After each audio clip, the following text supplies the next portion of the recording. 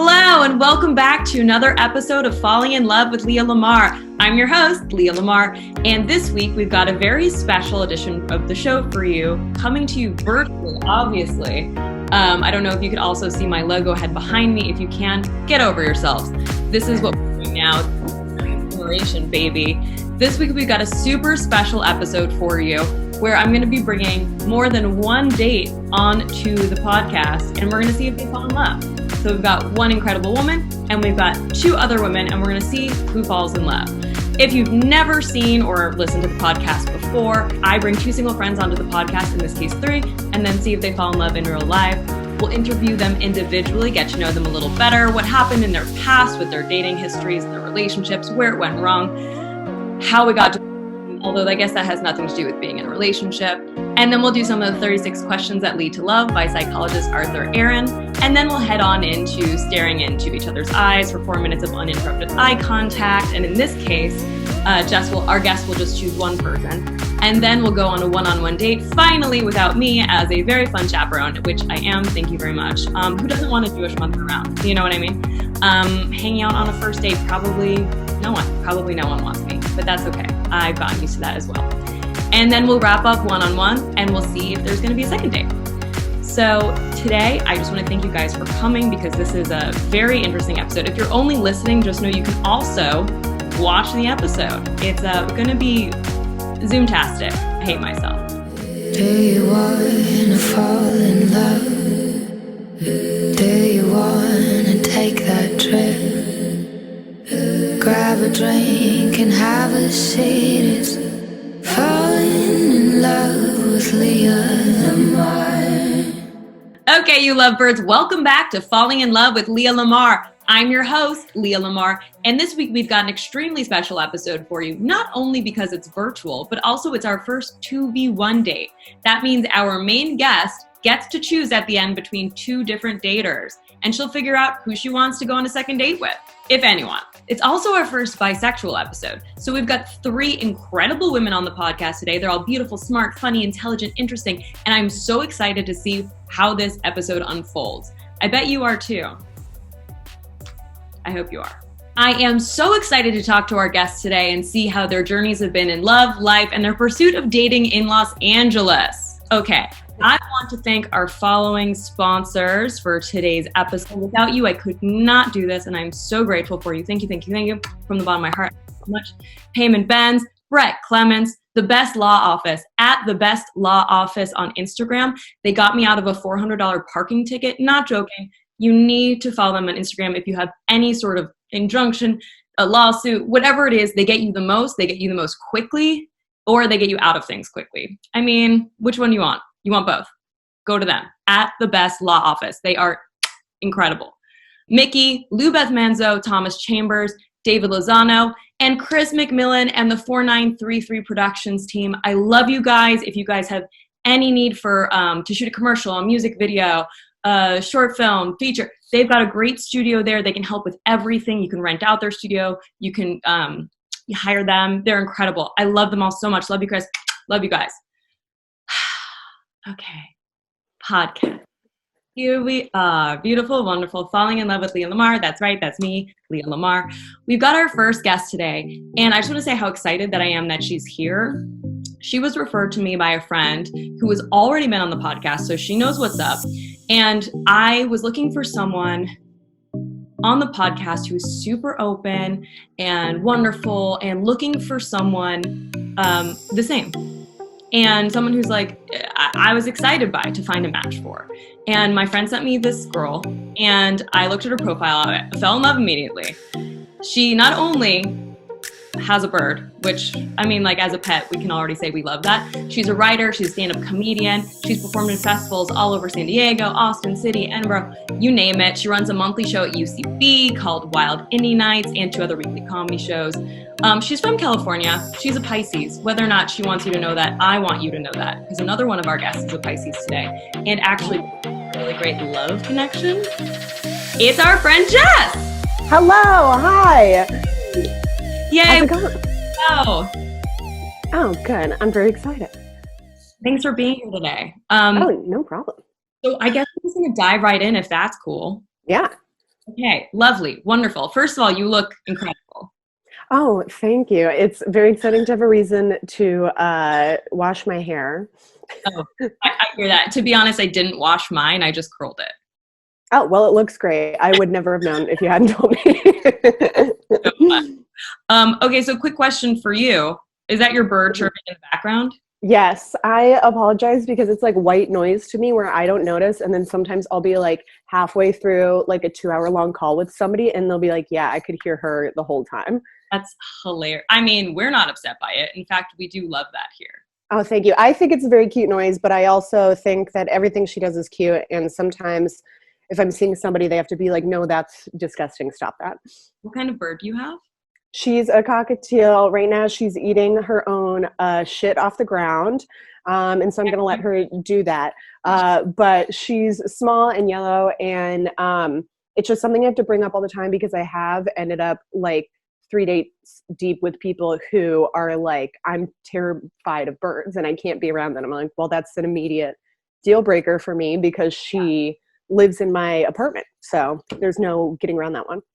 Okay, we love this about you. Thank you. Let's like really dive in real quick here. Mm-hmm. So tell me a little bit about your last relationship, why it ended, and when it ended. My last like real major relationship, like monogamous, exclusive, like called each other like partners, ended I think like 4 years ago. And it needed to. It was very bad. And we really just like hated each other. And since then, I've like dated, here she is, I've dated a lot of people because I generally enjoy dating. I like getting to know people. And I always feel like worst case scenario, I have like a story to tell or like I've learned something about myself or what I don't want in a partner. But yeah, on the technical terms, I've been single for almost 4 whole years. Wow. Okay, and have Yeah. you had hookups in between? Or like little Oh, yes. thought would become something but then didn't? Yeah, I would say there were people in there who I dated for maybe as many as like 2 or 3 months, but I don't think of it as a relationship unless you have like had that talk where you're like, we're in a relationship, we're going to call each other our partners, we're going to be either ethically non-monogamous or exclusive as long as you're like deciding it as a team, whatever's happy for you.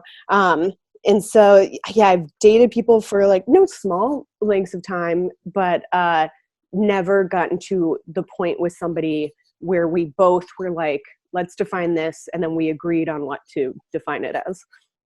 Okay, are you monogamous? I've been in monogamous and non-monogamous relationships, and I'm not like especially partial to either. I'm open to either depending on what maybe my potential partner likes, and I believe that like non-monogamy or like polyamory can totally work as long as you go into it with the intention of being non-monogamous or polyamorous. Mhm. Whereas I think people who like open it up later on, it's usually just like trying to solve a problem that's Right, not been there, working. done that a million times, right? Yeah, yeah, Okay, and so you're bisexual, right? yeah. Mhm. And how do you find your experience to be dating men versus dating women? Are there any like large screaming discrepancies, or do you find them to be pretty similar? I would say like the biggest one is that if I'm dating people who are like women or even like queer men or non-binary people, there's just the very nice base fact that I don't have to explain any part of my humanity, which unfortunately is a thing you're going to have to go through when you date straight cis men. And it's not always the worst thing in the world, but sometimes it does get a little tiring when you have to like educate somebody that you're also trying to be romantically and sexually intimate with. Mhm. But other than that, I would say there's pretty much like a gender equality as far as like what kind of problems there are or like chemistry or things like that. Got it. Mm-hmm. Okay. Okay. And have you ever gotten your heart broken really badly? Oh my gosh. Oh, so many times. My like first big relationship that started in high school and then like went through college there were like many heartbreaks. We like broke up and got back together so many times. And it was, a lot of it was like we were just very young, and it was like both of our first relationships. And since then, it's happened many, many more times. It fucking blows, but I also think it's like necessary, and I hope that each time is like a learning experience, you know? So can you give me like any sort of juicy detail on a time that was extremely excruciating or heartbreaking?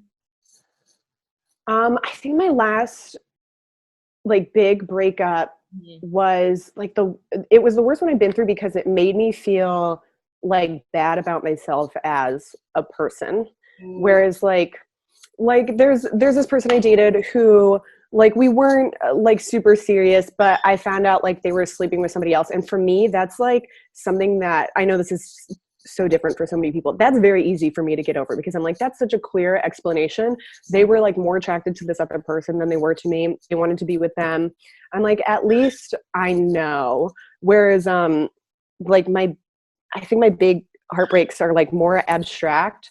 And especially like the last time I think of, it's like, it made me feel like I had done something, but I didn't know what. I was like, why did this person hate me so much? And it made me feel very stupid, because I was like, why did I let this person make me feel worse about myself? And it definitely took me a long time to get over that feeling. If not over that person, like if like I was like done with them, it still took a very long time to get rid of that like sense of insecurity that particular breakup gave me. Right. So for you, would you say physical cheating wouldn't upset you as much, but emotional cheating would?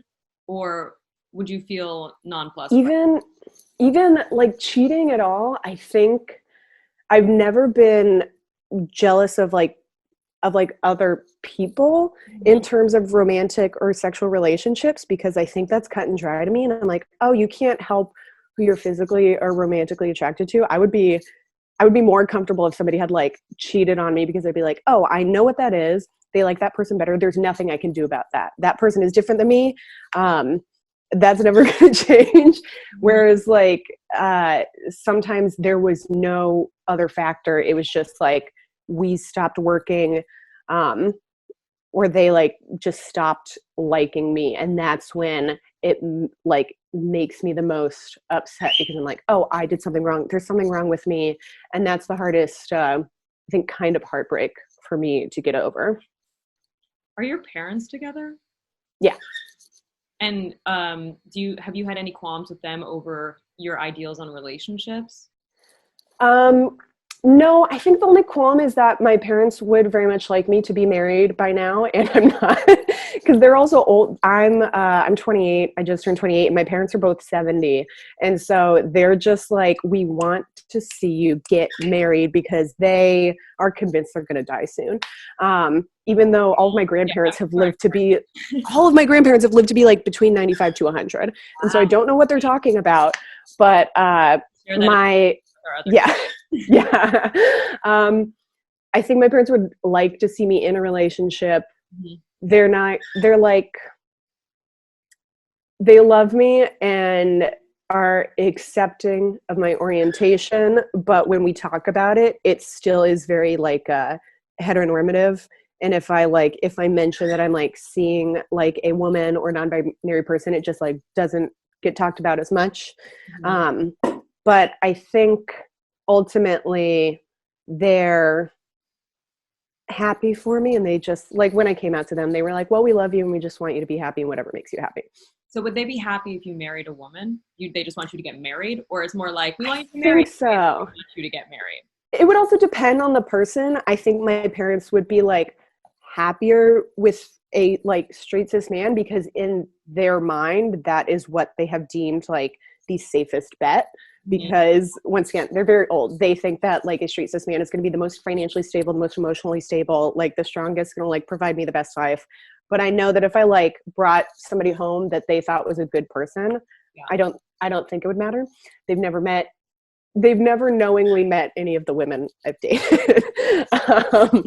But I think they would just like me to be happy. Do you want to have kids? Is that a Yes, I think that's also a big reason that they want me to like get moving, is because what's fucking crazy is I have a nephew. They have one grandkid, and I thought that would like get them off my back. And that's about quantity, babe, not quality. They want more grandchildren. They want more so badly. And what's crazy is my parents didn't get married till they were 36. They didn't have me till they were 42. That's why they're so fucking old. And my mom is like, hurry up, get to it. My parents got married at 26. And then had my sister at 36, and then they were like, "No, we're done." And then I was like a miracle child at 40. Or I say miracle. It's like, who's Okay, this is great. Okay, so more, just like one or two more questions, and then I'm gonna put you into the waiting room of Zoom. Ooh, cool. Zoom purgatory, which is terrifying, I think. But you'll just chill there for a little bit, and then I'm going to interview our next two guests, and then I'll bring all three of you together, and we'll do the 36 questions. Okay, cool. Excited. I'm just excited for you to meet both of them, because I've chosen both of them specifically. I sent you a bunch of profiles. Yeah. I was like, okay, I want to find someone that she might actually connect with. I don't want to just try to throw two irons in the fire and see what happens. And I think both of the women that I'm bringing today, Pallavi and Christine are both so hilarious. And I think that they're both really beautiful. And I think both of them are women in the comedy scene who I find to be very kind. And they're both like in the alt scene of comedy, I think. And they're similar but so different in their essences. And Pallavi, they're both so open-minded. Pallavi is a scientist as well, which I find to be so cool. She's super dynamic like that.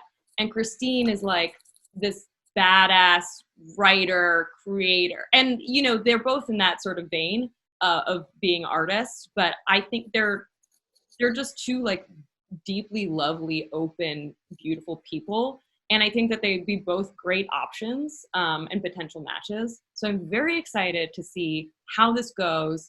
And I mean, who fucking knows? I never did a podcast, but honestly, who the fuck knows? Who knows what's going to happen today? I'm very excited for everything. So I guess just to wrap this up, I don't think, have you ever run into any, wanted to make an appearance on this podcast. Have you ever run into any issues with being a bisexual woman? Faced any discrimination or not been? I'd say the very first thing that came to mind is unicorn hunters on dating apps, which not even just bi women, but any woman on any dating app that lists themselves as like queer in any way, you're just going to get so many couples trying to fuck you. And like, just if you're a straight couple out there, like I empathize, because like I know it's hot, but also like, I don't know, just wait for it to come up organically in your own life. Please don't go on like Hinge and ask me to like fuck you and your boyfriend. And especially because like a lot of those women aren't even bi. They don't want to fuck any men.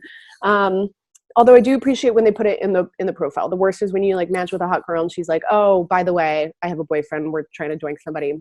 Don't. Other than that, I would say of it doesn't work for you. Huh?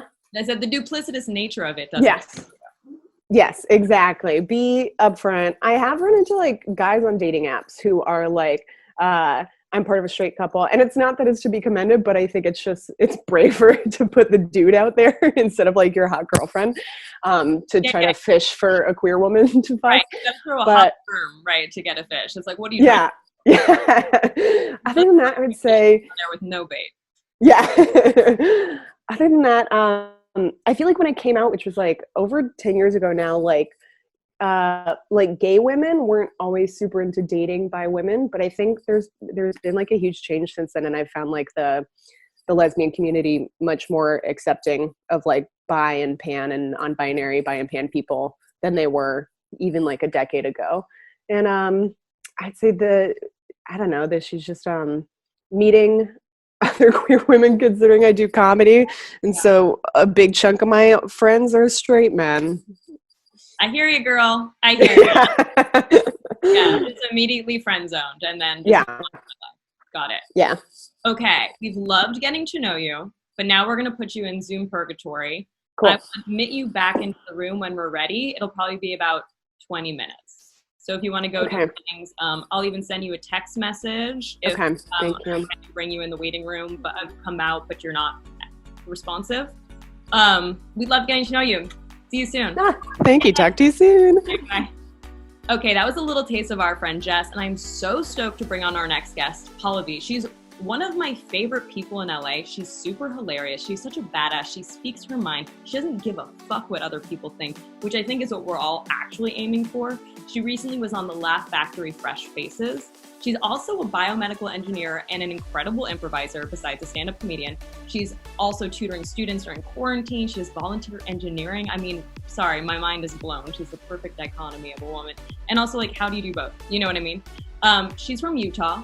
We'll ask more questions about that. And she has a web series called Dirty Science. And you can check her out on Instagram. We'll talk more about that later. But I love how she blends all the things together. And so now we're going to admit my friend Pallavi into the room. Hello. Hi. Hi, I miss you so much. Thank you so much. Oh, this is just going to be a Zoom hangout. I knew it. Okay, wait. I know. I love your backdrop. Do you recognize it? Oh, I honestly don't. Where's it from?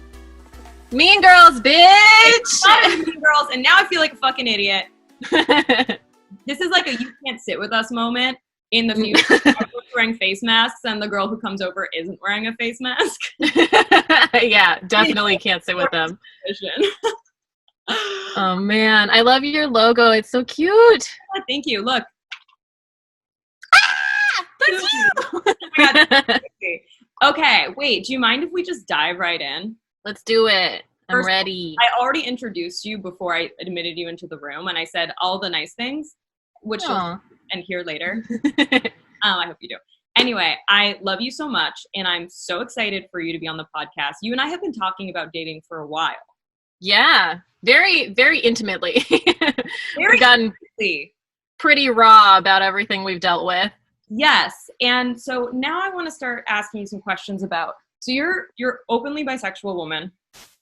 I mean, my parents will probably figure it out by the end of us posting all these things. Oh my God. Wait. Okay, so No, I haven't had the conversation with my parents. So this is something that I like more recently not discovered, but like, and I don't even want to say came to terms with because that sounds so negative, but I kind of have been exploring, I guess, more recently because I think I was in like the Gay Straight Alliance in high school. I had all these queer friends, like very like down with everything. And then I think it took me just like forever to kind of just like sit with it and like give myself a chance to like figure my own sexuality out. Mm-hmm. So some of my family knows. I haven't had a conversation with my parents yet. I just had the conversation with them in the fall about being a comedian and moving away from science. It's hard like full time comedian than come out as a bisexual woman. I think it was harder. I think it will have been harder for them to know that I'm giving up. And you know what's messed up is like right now I've talked to you about this. I'm being like dragged back into engineering because I'm doing this volunteer engineering thing for the pandemic. And my dad, I think, is getting too much hope from it. So I think I'm going to have to like come out again as a comedian and then come out. Wait, my so bisexuality. Like you just cruise right by the fact that you're just casually volunteering as an engineer. Like you're like, yeah, it just also happen to be a genius. It's not a big deal, but I am a genius. It's not a big deal. I just feel like I feel like I'm talking about it too much because I keep like people keep asking talking about it. Someone has to talk about it. Well, okay. Praise. Quick background then. Biomedical engineer, quit my PhD in December to focus on stand-up, which is canceled. And you know what comedians have? Great timing. I do not have that clearly. But now I'm like tutoring online, which I was doing while I was working on stand-up from like January until the lockdown basically. But then there's this volunteer engineering group that's working on a bunch of different things. The specific group I'm working on is working on a low-cost ventilator. So we're trying to do that for developing countries. So I'm like, that's something that I've only joined in the last like 2.5 weeks. But it's like, now it's what I spend most of my time on other than tutoring, because I'm doing these podcasts and these shows and stuff, but it went from doing stand up like every night to, less. So Yeah. Okay. So let's dive into your relationship life. Yes. When was your last relationship? Why did it end? And how long was it? Okay, if it's like official relationship, it's been 4 years since my last That's crazy. official relationship. Lot of bullshit since then, I want to say, but nothing they'll admit to. And it was almost 4 years. It was like 3 years and like 9 or 10 months or something like that. I don't know, remember. But I think 10 months. I'm like, I have it down to the day. I'm like, I don't remember. But it was with a man. We were really close friends for like 5 years. And then we started dating. We went to undergrad together. The first 2 years of it was long distance. The second 2 years, it wasn't long distance. I would say the main problem we had was communication issues.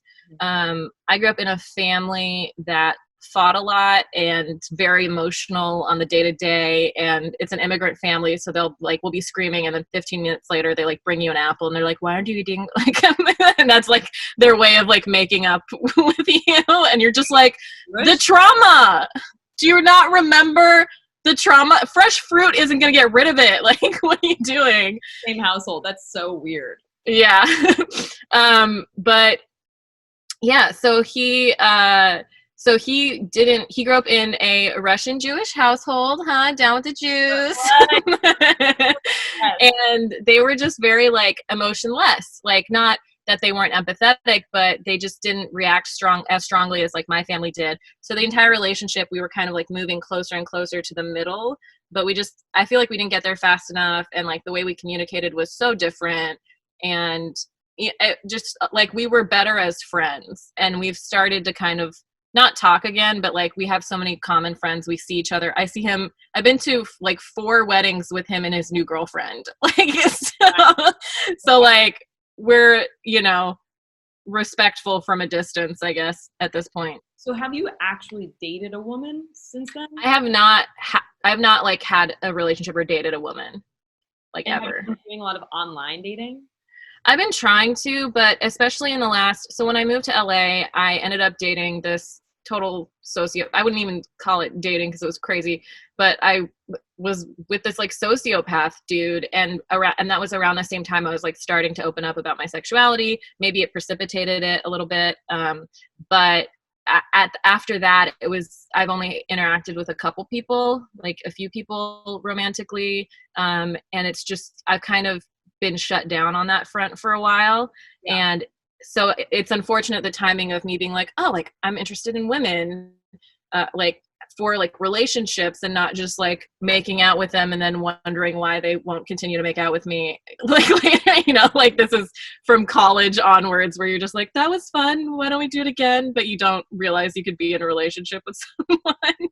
Mm-hmm. But yeah, so around the same time that I started like discovering that is when I like kind of went on my pussy went on lockdown.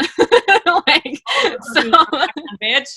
I know, but this was like starting 3 years ago. So I like had some stuff in between, but it's just hard for me, I think, to put a lot of time and effort into dating, given that it's often like not rewarding in LA. Like, and any other skill set you like work hard on, you'll get better at. But for like with dating, it's not just you, it's the other person. So it's like, it's hard. It feels like a roll of the dice, you know? So do you have a preference of who you enjoy being physical with more? I don't know yet. I think I haven't had enough experience with women, but I really do enjoy it. Yeah, I mean, that checks out. Okay, so you kind of had a rough go of it in LA in terms of like finding available people who you're attracted to who are also not pieces of shit. It's also like the people that I am attracted to, being completely honest, I feel like they have lost interest because I'm either like too intense or my schedule, female comedian problems, So, yeah. I think all women in comedy experience a very same level of bullshittery situations in terms of my schedule's so crazy. I'm out at night. I'm always around other people. And then your partner just it takes a very secure person to date a comedian and someone who understands our schedule. Yeah. Yeah. Okay. So, all right. We are going to say goodbye temporarily.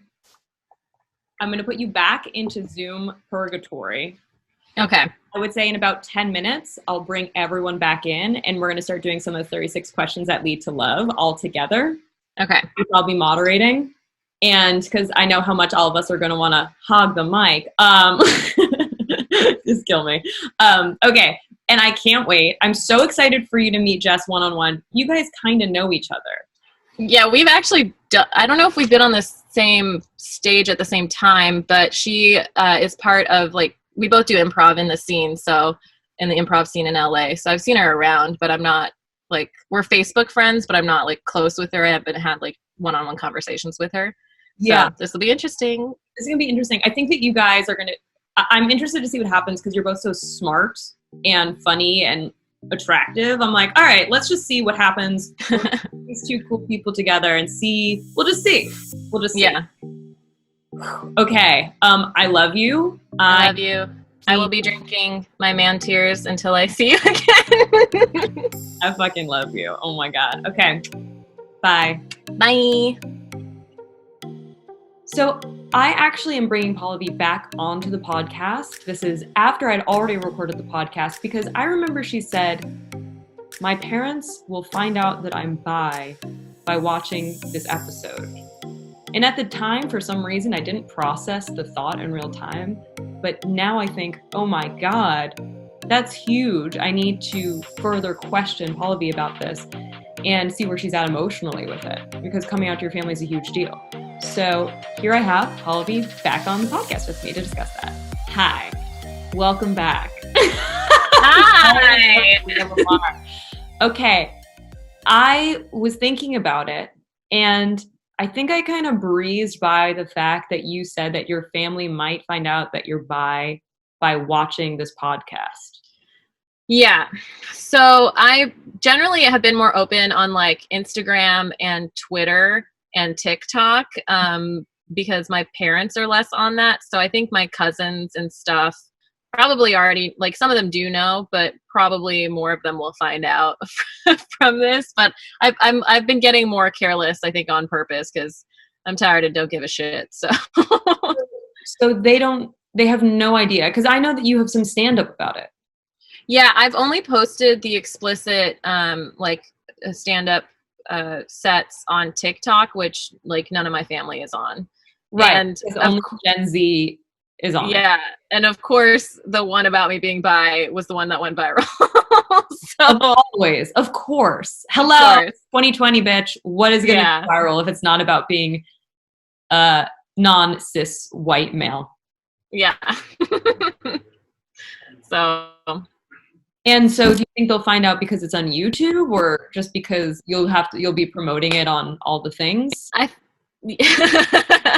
like how you're like, you'll be promoting it, right? You will be promoting it. I don't know. I think, like, I feel like by now they probably, I wonder if my parents have, like, a hint of it by now.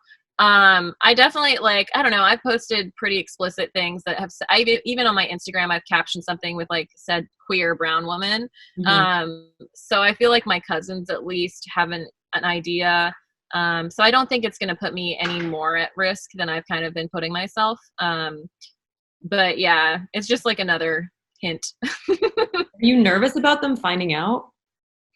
I think I would prefer to tell my parents in person in a controlled situation and have time to, like, process their emotions with them. Every time I meet up with my family, we're always very busy and we're always,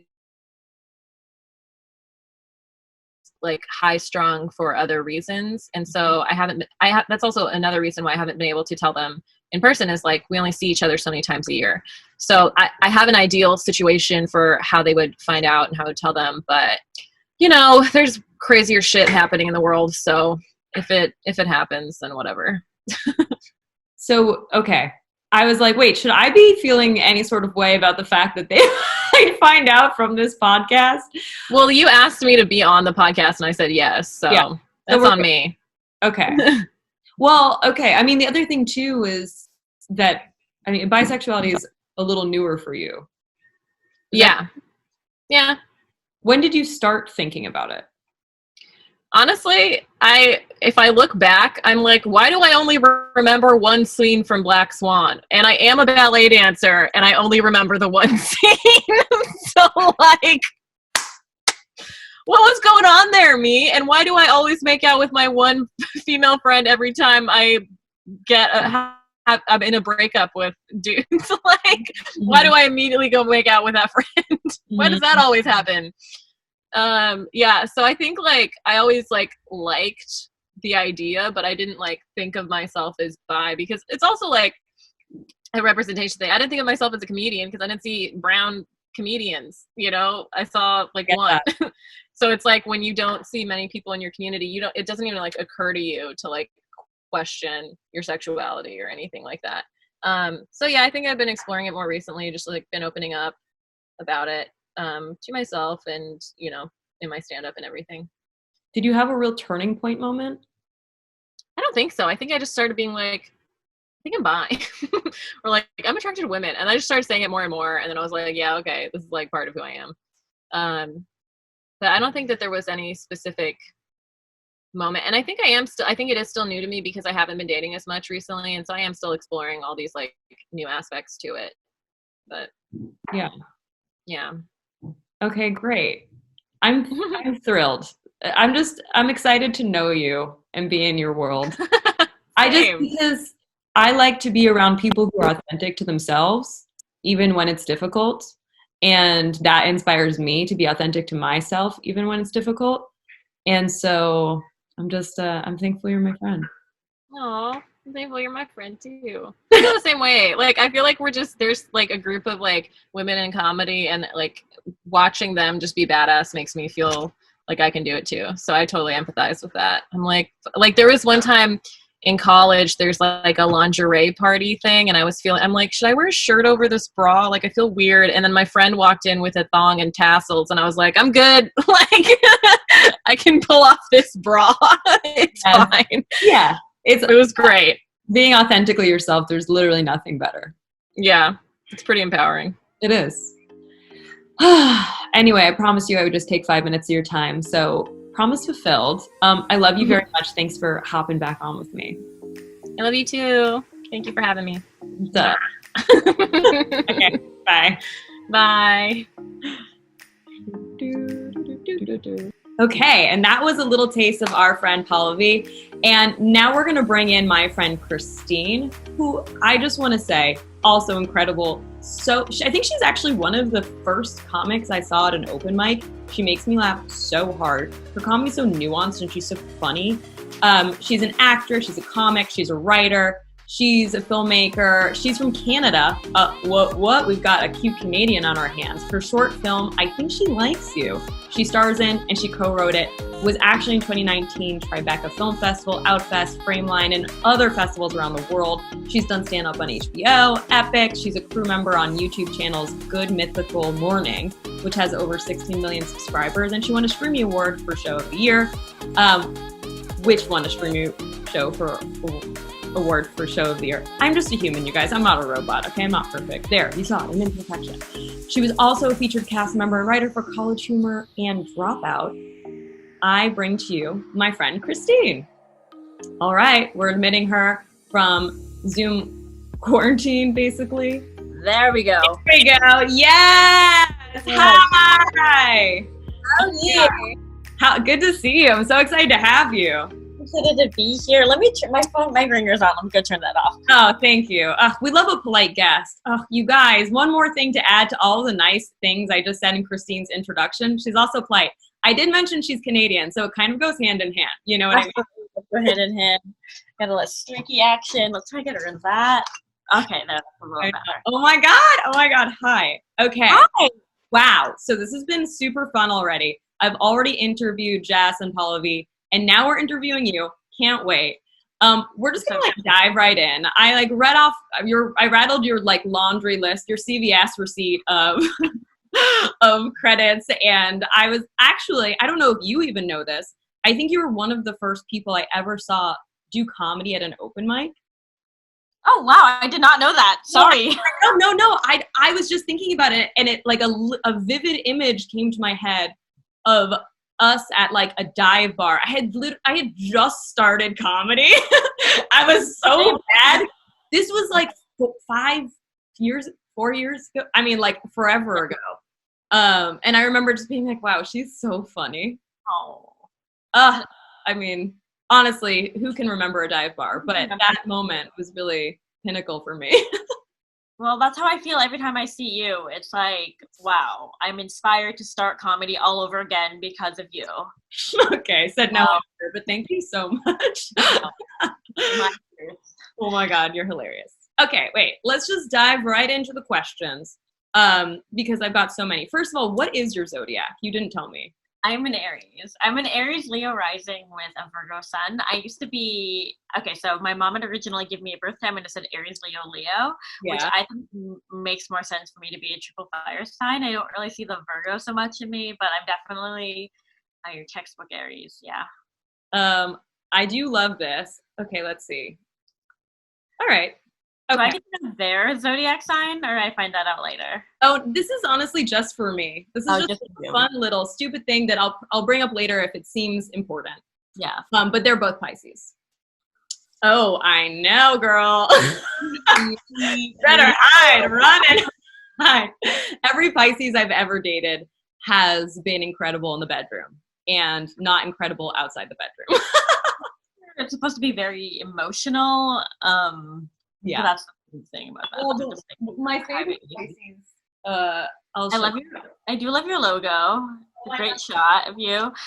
Every time I try to do a virtual background, it just turns into my entire face. I'll show you. Yeah. I mean, that also checks out. But so the one Pisces I dated made this artwork. Let me see this. You can't. Oh my God! It's a spider woman getting eaten out. Yeah, that's a good one. And then how long into the relationship did he give this to you?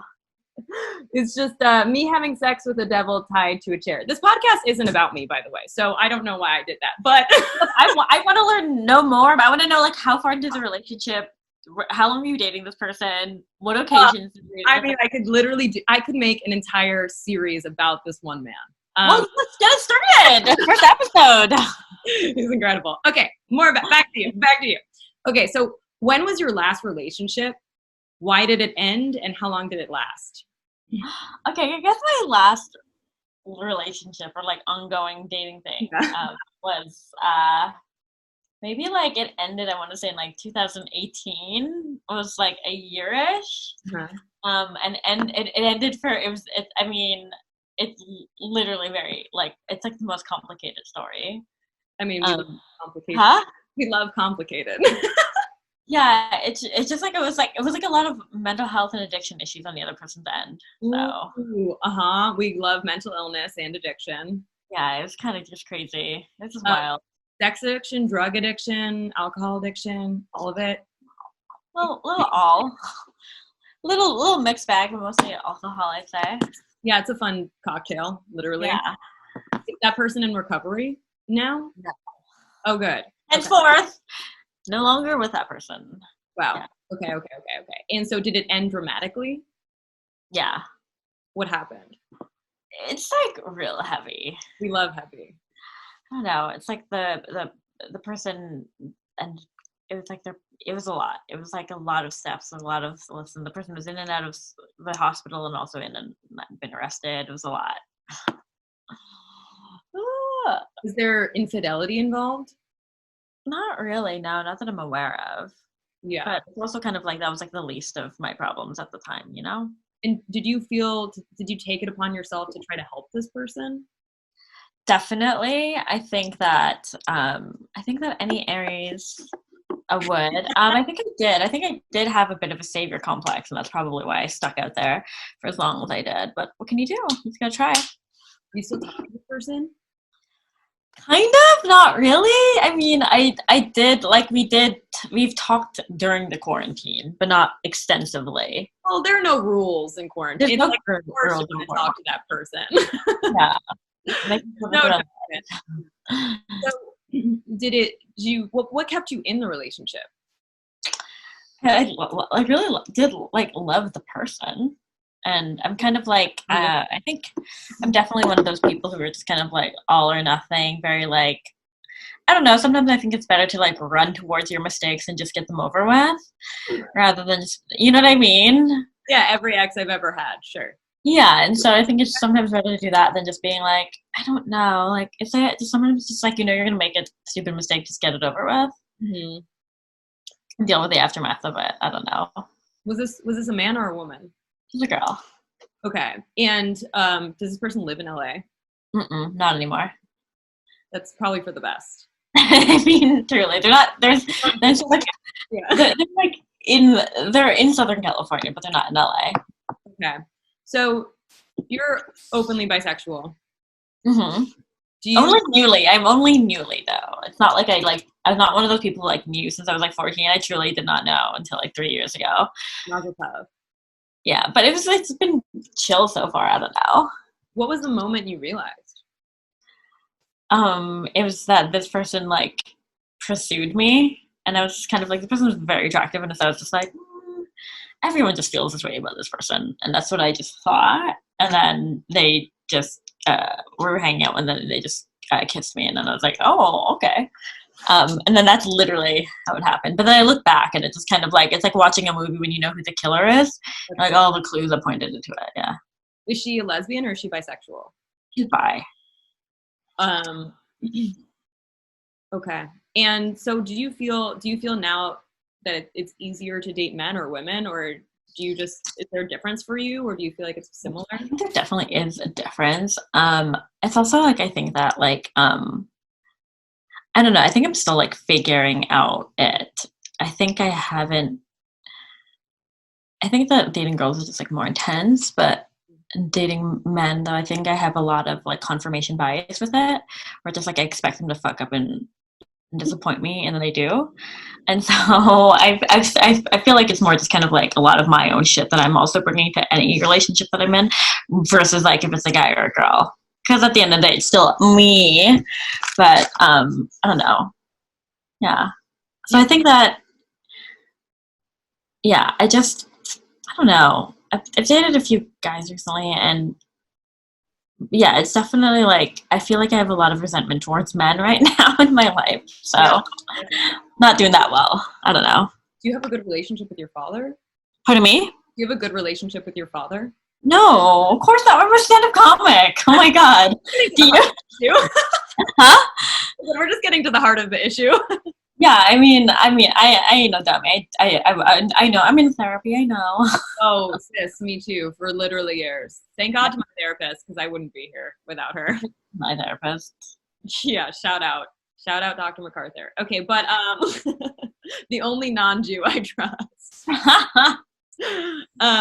Wow. Okay. And so, do you have a physical preference of who you like to be with more, or is it kind of just? I don't think it's like case by case. I think it's just kind of like when you like a person versus when you don't. Because I definitely hooked up with a girl or two, and I was just kind of like, I can never see this person again, and it'd be okay. That's so funny. Wait, so have you been dating on the internet, or do you try to meet people online, or like what's your go-to to find people? I mean, I feel like most people I meet, it's like IRL. I feel like I've been on the apps, but they tend to be a little more fruitless, I find. Yeah. I don't know. I made some friends though from like, I still look after occasionally this girl's dog, her ex's dog. Mm-hmm. And we met over an app. I mean, that's kind of interesting. That's fun and interesting. Yeah, it's weird. I mean, they pay me, but it's weird. I became someone's the person I was seeing ex-girlfriend's employee. It's weird. Wait, okay. So we're gonna wrap this up, but we're gonna bring in Pallavi and Jess. You know Pallavi. Yeah. So this will just be a fun, hilarious, weird 2v1 date that I'm facilitating as your little Jewish fairy godmother chaperone, Yenta. And we're just gonna have fun. It's just gonna be fun. We're gonna relax, we're gonna have a good time. Everyone will just look back on this fondly with kind memories. I'll check out my headphones. All right, I'm gonna admit everyone into the room. Okay, here we go. Hey! Oh, the gang's reunited. Wow. I think we're in a weird part from Mean Girls. Yeah, this is the background for Mean Girls. Why won't let me do backgrounds? It's too. Really? You have to update your Zoom then. No, it like will just put my face. Like, look, it does just my face. You want to go on a date with Blake Lively? Let me know, or if you want Leighton Meester. Oh, I like Leighton. Okay, I'll keep it over here. No, it just does that. Or if you like, if you want me to be this cute baby or this body of a woman. Yeah, I've never dated a baby, but I'm open to it. It's not fun. My computer is literally too old to use the Zoom background function, so I have no fun backgrounds. I cannot join in. Camera. Yet another classist feature. Oh my God. Okay. Hello, everyone. I'm so excited that all of us are here right now. We've got Jess, Christine, Pallavi, and we are all going to do the 36 questions that lead to love by psychologist Arthur Aaron. They increase in intimacy and vulnerability. So if it gets uncomfortable, it's almost mandatory. You know what I mean? If we cry, cool. If we laugh, great. Whatever emotion comes, let it come, let it come, let it come. That is what she said. Okay, myself. So we'll take turns and I'll just moderate who goes when, since there are 3 of us and we don't want to all trample on each other. Okay, we'll just start off with Jess. Jess, given the choice of anyone in the world, whom would you want as a dinner guest and why? Oh, I mean, it feels like a cheat, but God, is that? I feel like that's the answer, right? Because I don't know, I want to ask them a bunch of fucking questions. You think God is a plural? I mean, I think if God exists in a human form, they've probably moved past having a gender. That checks out. Yeah. That checks out. Okay, Pallavi, over to you. This is, in some cases, a god. I would say like Nina Simone, because she's just such a badass. I don't know why, but that's the first name that came to mind. I feel like she would have so much to teach me. I love that. Christine, over to you. I think Frida Kahlo would be an incredible guest to have, just because she's had such an interesting life experience, and I think her perspective is something I would love to hear more about, and how she views life and everything, and love and sex and all that. Great. I love that. Okay, we're going to move on to the next question. We're going to start with Pallavi. What would constitute a perfect day for you? We're not talking about in quarantine. We're talking about like in your life outside of the COVID-19 world. I get to go outside. Step 1, go out. Perfect day. Okay. Plenty of hot meals. I like cooked food, probably something with Thai. Definitely ice cream. I don't know why I started out with food, but I'm going with it. Probably something in nature, like a hike or the beach would be amazing, with friends and with animals. Yeah. And then also like if I could get like some work done, but like that doesn't have to harsh the vibe of my day. Cosmetically, or do you mean actual work? Oh, just getting a surgery in there. Wow, if I could just get a like quick, boob job between hikes, that would be amazing. No, just because I think the ideal day is like I would include me feeling like I've done something productive. So, yeah. Love that. Christine, over to you. I wake up. Several of my tweets have gone viral. My friends, it's a group chat that I'm in with my friends. They're all at my favorite brunch spot. We go. We smoke a bowl. We have the best breakfast of our life. This rolls into maybe some sort of like hike, and then a movie, and then like tacos from a bomb ass taco truck, and then maybe we do a good deed for someone. We're like, hell yeah, we feel awesome about ourselves. I don't know, this is awful. I'm also very high right now. I don't know if you have money. Don't forget that there's systemic racism even with the cannabis industry. Okay, and so then me and my friends, we go watch a movie or watch like a live concert. We get some bomb late night food. And then we're like sitting somewhere and it's like we're looking over the city and it's beautiful and it's gorgeous.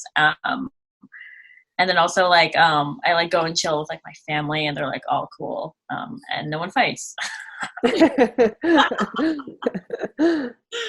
Okay, awesome. Over to you, Jess.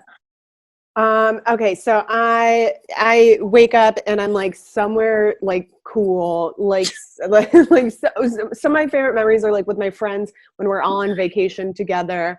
And so we're, I don't know, let's say fucking Greece or whatever. We're in somewhere that where like the weather's good and we wake up and we all make breakfast together and then we go out and like explore wherever we are.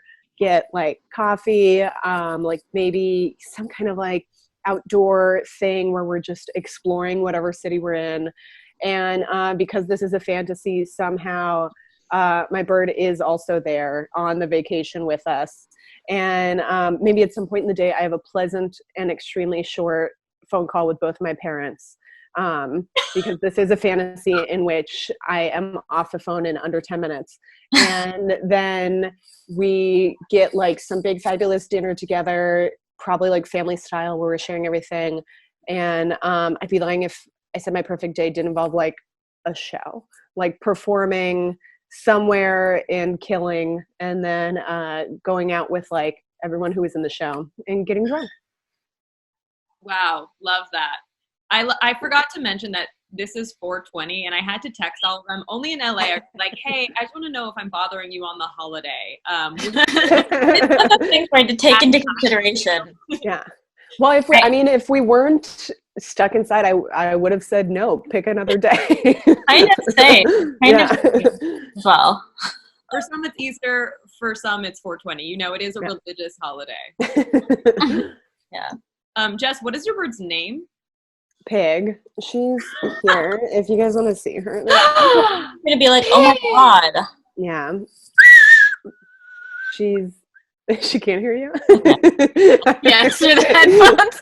Did we mention it's 420? Yeah. I appreciated it though. Oh my god. How old is she? 4. Oh, baby.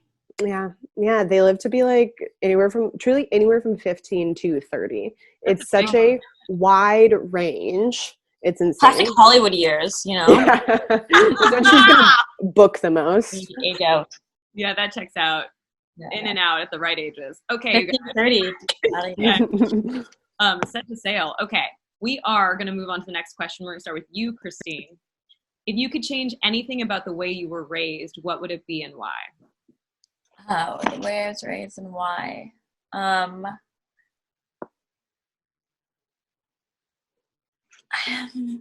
That's such a weird question because I'm like about to dunk on my entire family.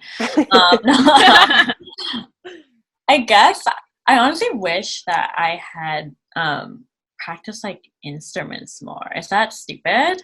I just wish I was like a master like musician in multiple instruments. I think that would have been so cool and such like a cool like. I feel like it's always such like an ace up someone's sleeve whenever they can just like, yeah, I'm like a classical flautist. I did concerts as a kid. I'm like, it's such like a weird, cool skill to have that is completely useless. It's not useless, but I think it's very cool, and I wish I had that, but I don't. Jess, over to you. I wish my parents had passed on their work ethics to me. Because they're not creative at all, but they're very, very hardworking, and they just don't have problems doing things. And I know that they like spoiled me a little, and that they let me do whatever I want, which is nice. But I wish that like I quit so many things. It's like the musical instrument thing. Like I quit a lot of instruments and a lot of sports and a lot of activities, and I wish they'd like made me work at stuff a little harder. Okay, Pallavi? I wish my parents hadn't passed on their work ethic to me, because I just wish we had focused more on like the emotional stuff and like how to deal with our emotions when we get upset or angry. Because I really do. I think when I get angry, I just like work a lot, and I need to like de-link those things of like external accomplishments and then healthy emotions. So if we had like talked through things more, that sort of thing. Okay, love that. Jess, this question goes over to you first. Mm-hmm. Okay. If you could wake up tomorrow having gained any one quality or ability, what would it be and why? A good work ethic. I wish I could do the things I set my mind to in a reasonable amount of time and without the deadline being mere moments away. I feel that. Okay. Pallavi, over to you. I wish I could sleep properly. I have like insomnia, and I don't know if it's diagnosed insomnia, but like sleep apnea, and it's just affected every aspect of my life. And we need to stop the shaming of people yawning in public, okay? Sometimes it's a personal problem. I can attest to that. We have FaceTimed at 4 a.m. We both need help. In so many ways. It's like, who will listen to all of my problems? There's so many. Okay, Christine, over to you.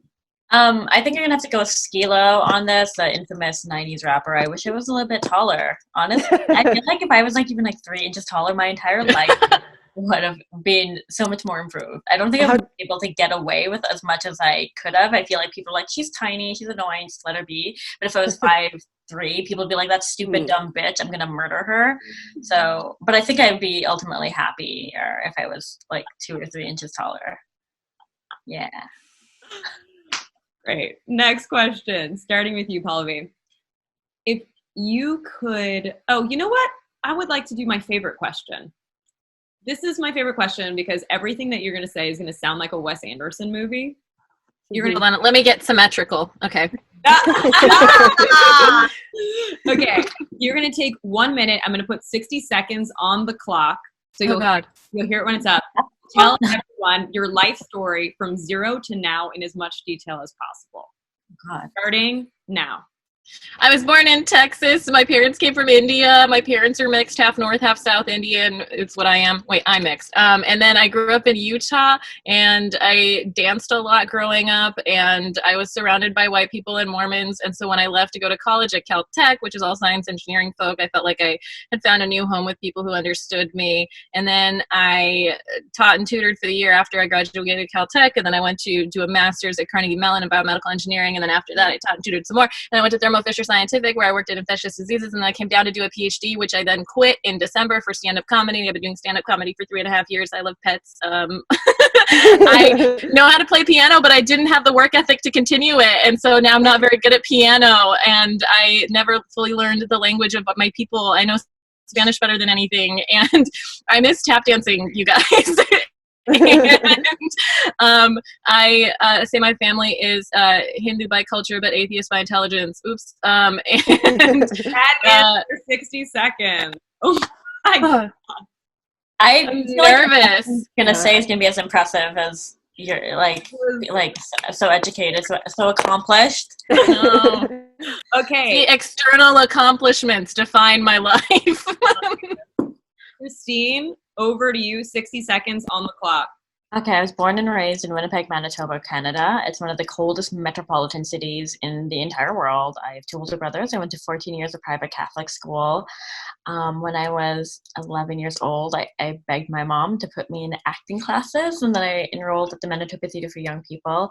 And then I kind of like got over that bit, but then when I was in high school, like all I cared about was my band. I was as a guitarist in a little pop punk band in Winnipeg, Manitoba, Canada called Buried in Denmark. And so that was like my life in high school, but I also went to an all-girls school, so it was like a weird mix of those 2 worlds of being like in an all-girls school, but then also like I probably went to as many shows like in music as I do in comedy. So it was like I was at shows like basically every single night and practicing with my band every single day.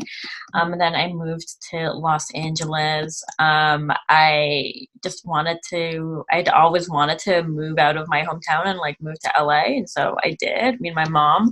I got my green card. And that is. And then I went to UCLA. I also did some acting school in there. I did Meisner for a few years. I have a degree in anthropology. I started stand up. Is that time? That's time. Yeah. I didn't. Okay. Oh, I did not do. Shy. No, well, it's like we let you have 50 seconds. It sounds like you have a lot going on there. We're glad to know more information about you. Mm-hmm, mm-hmm. I mean, damn, you guys are all so interesting. Okay. Moving to Jess. Jess, you've got 60 seconds on the clock. Hold on one moment. Okay. Sorry, she was on the keyboard.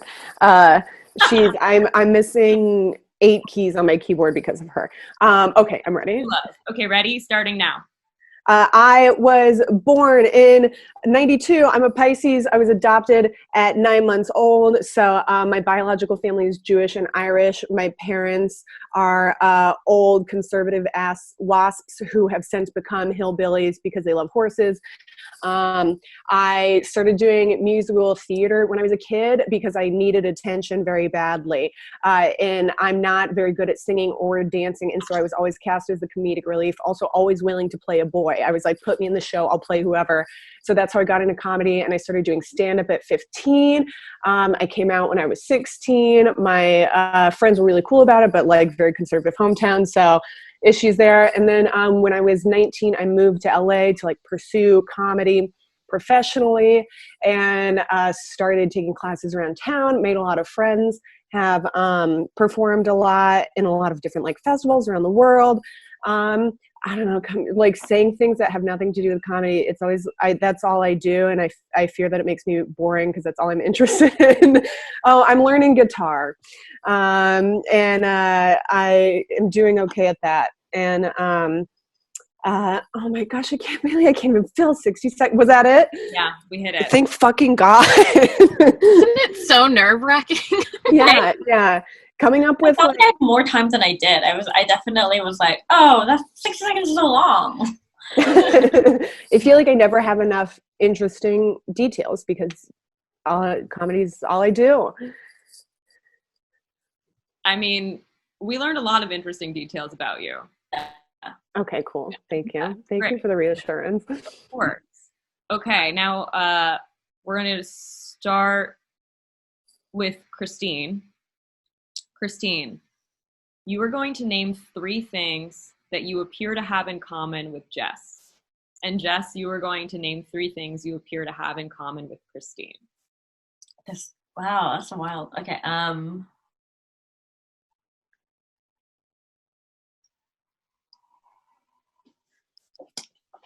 can tell you opposing things. I'm trying to think of. I think we both have a deep love of comedy. That started at a young age. I think it sounds like we both know what we want in our lives, which is, I don't know if that's like cheating and using the same thing, but I feel like it's also very different, but similar because it's in the same field. So we both kind of like know what we want from our lives and the direction that we want, the path we want to be on. We both love comedy. And then also we just fucking both love baseball caps. You know, I see that rack back there. Here. What can I say? I love a good hat. Mm-hmm. A lid, if you will, for some. Okay, I've never been in a band, but I do love punk music, and I'm very envious that you were in a band. I think that's fucking cool. This is so gay. I'm really jealous you went to Catholic school. I'm jealous you knew when you were young. Yeah. Two, I would say, I know this is cheating, but also like comedy, because even though we've never met in person, I was like, when Leah brought you up, I was like, oh, I am like tangentially aware of this person because I know we have like friends in common. And so that's a cool thing. I also, every time, sometimes I'll like try to date people who like aren't in comedy at all. Cause I'm like, maybe I'll see someone normal. And then I'm like, they're boring and not funny. And number 3, I personally am not high right now, but I will be as soon as this podcast is done. Ah, great. I love it. Okay. Pallavi and Jess, you'll be doing the same thing. Pallavi, you name 3 things you appear to have in common with Jess, and then Jess is okay. I know it's cheating because you said it, but it does seem like we all 4 of us share a deep love of comedy and wanting it to be the majority, if not all, of our lives. And then I would say it seems like you have a very like strong opinions maybe politically, because you were mentioning like your parents and stuff, and I feel like I'm that way, like pretty opinionated and not afraid to speak up about it. And then also pets, like I love pets so irrationally deeply, and I feel like you probably love your bird the same way. And yeah, so that's what I think. I'm going to cheat and make my first answer also animals, because I know you mentioned that earlier. And like I love my bird, but it's like a deep abiding love for all animals. Yeah. My entire family has never owned less than like 6 animals at any given time. Oh. I think I counted once in my lifetime, not even counting like before me when my sister was already born. I think my family's owned like over 30 pets. Wow.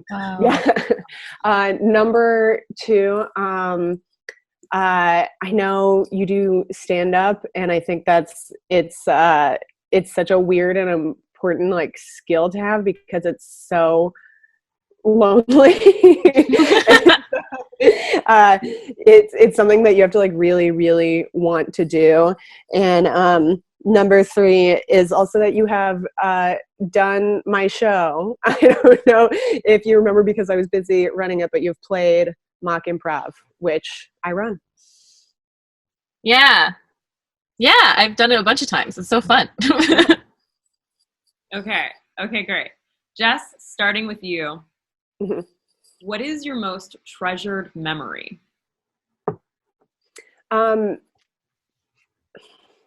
When I was a kid, I went to a musical theater conservatory summer camp every single summer and winter from when I was 12 till when I was 18. And I also found out, like, only in the past year that most people stop going to summer camp in, like, 8th grade. Like, people are usually, it's, like, it's something usually only for children. But mine was, like, conservatory style, and so you just kept going until you graduated high school. And, like, when I think of, like, a purely happy memory, I think of the last day of camp in summer of 2009 when I would have been 17. And we have, like, a showcase because it's a musical theater summer camp. And this showcase was just like really good. And all my best friends were at that camp. Even my like best friend who was a few years older than me was working at camp that summer. And I am always brought back to this memory by a specific pie, because on the last day of showcase, your parents show up along with like some industry people to watch you do like your acts and like be like, oh, look at what the kids learned over the summer. And it's like also potluck, and my parents brought me a whole pie from my favorite bakery in my hometown, and it was rhubarb pie because that's my favorite. And during the talent show, I ate the whole pie. And then after the talent show, I said bye to all my friends, and I fell asleep on the ride home, and that's it. Wow. I love that. Okay, over to you, Pallavi. Same question.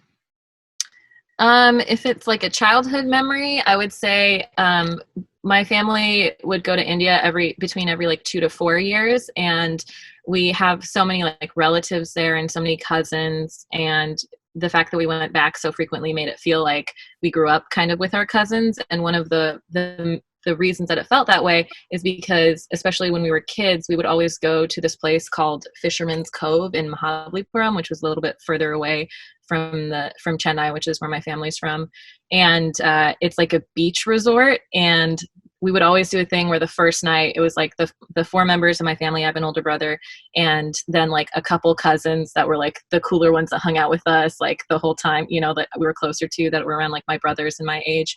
And then the next day, like the whole extended family would like descend on these like cottages that my parents had like rented on the beach. It was like we ended up having to do 2 cottages, but it was for like 30 or 40 people. It was just so fun. It was like all the cousins, all the aunties and uncles, just chaos. And we'd like run between the beach and the swimming pool. It's the only time I've ever been sunburned in my life, was when I spent 2 consecutive days outside in Indian summer heat. But yeah, it was just so fun because we would do it at the end of like all these vacations, and it was like a good way to like spend time, like chaotic time with our extended family. I love that. Christine, over to you. Like mine, I feel like are more recent. They're not really like childhood ones, and so like last year, it's just like it's not so stupid because it's truly just like a moment, but it was like I was in New York and I was like on a rooftop at like a festival, and like my mom and my mom was there, and I like had spent so long working on this thing, and I don't know, I just had like a great moment of accomplishment when I was like in New York doing like getting to screen this short that I did with the like and like sitting in the movie theater and getting to watch it with people, because it's so different from doing stand up where it's like you don't get to watch the show, you are the show. But with other things, it's like, I don't know, that was just like a really cool moment, and to see like my mom, to have my mom there and be like, see, it's real. You know what I mean? Like I'm doing the thing I said I would do. I think that was really cool, and to just feel like she was like proud of me. Okay, I love that. Okay, now Pallavi, starting with you, what is your most terrible memory? Ooh, I don't know if I can say that, but yeah, because I don't want to get anybody in trouble. Mm-hmm. But there have been very like difficult moments in my family where I felt like I had to grow up before I should have, and where I felt like very out of control due to like anger issues and stuff. Mm-hmm. And it's happened multiple times. I think I've felt more helpless about it like the older that I've gotten. But it's just really hard to like feel that helplessness when it's something that you've had to deal with your whole life and you just want the best for the people involved. And it's, I don't know, it's just, it can be like, you can't make anybody change. They have to want to change. And when it hurts people around them, that's really, really hard. Yeah. Sorry if it was too vague. I just. Oh, it's fine. Yeah. Over to you. Sorry. The question is, what is your most terrible memory? Okay. I was listening, but I just, my speaker was down. I don't know. I feel like I've, like, kind of like Pallavi, it's very heavy. I'm like, it's like, oh, I also kind of went through, I guess it's like watching someone suffer through addiction and not being able to help them. And then also being, in my case, I was blamed for a mental illness of someone, which was very painful because it's kind of like, I don't know, how do you make their family not think that you are the problem when it's like, no, this person has a severe mental illness that you have not admitted and that they have been told to by multiple doctors. I think that, and kind of like going through that mostly, I think, on my own, because I have a very hard time asking people for help, was really difficult. But it also is one of the reasons why I'm like in therapy. And so I feel like I've been able to learn from that experience, but it was still very like in the midst of it, I was just like in bed for like weeks, like months, just, yeah, it was really bad. Yeah. Okay, Jess, over to you. This is gonna sound really fucking stupid compared to those very heavy answers. But I had another bird before this one. And truly, when I think of like the most wrecked I've ever been, it would have been like 2 or maybe 3 years ago now, too, when I had to put her down. Because first I'd had her since I was 10 years old. And so when she died 2 years ago, I'd had her for 16 years. And so she had lived with me at my old house, every apartment I'd ever lived in.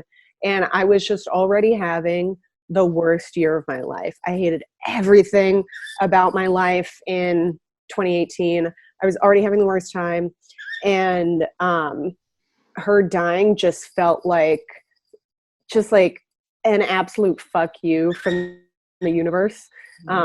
And because I think when bad things happen, I don't know about y'all, but my mind is always like, here's how it was your fault in one way or another. Like, you didn't get this because of this, or like you ruined that. But in this case, it was like, no, I took care of her like perfectly for 16 years because I loved her so much. And she just died anyway. And it was like a crystallization of everything terrible in my life, on top of losing like the best friend I'd had for 16 years. And I was also completely alone when it happened, because it was like she'd gotten sick at night. And so I went to 3 different vets in the course of like 12 hours, because also there's so few vets that'll take care of birds. I went from like Thousand Oaks to Culver City to Santa Monica. And so it was like overall, it was from like 10 p.m. to 10 a.m. was entirely occupied by having to kill my bird. And so it was objectively worse things have happened to me. There are so many worse things that can happen to a person, but it's the worst I've ever felt. Can I say something really quick? I'm sorry. I had to put my dog down last month, and I also felt like I killed him, and I acutely feel your pain. It's bad. I'm really sorry. That's all. It's the worst feeling. I think it can probably only be beat by having to put down an actual child. Yeah. I definitely I feel like it's way worse than I think any like other heartache I've had. And I feel like because of the intimacy you have, because it's a different creature and it doesn't speak your language, but like.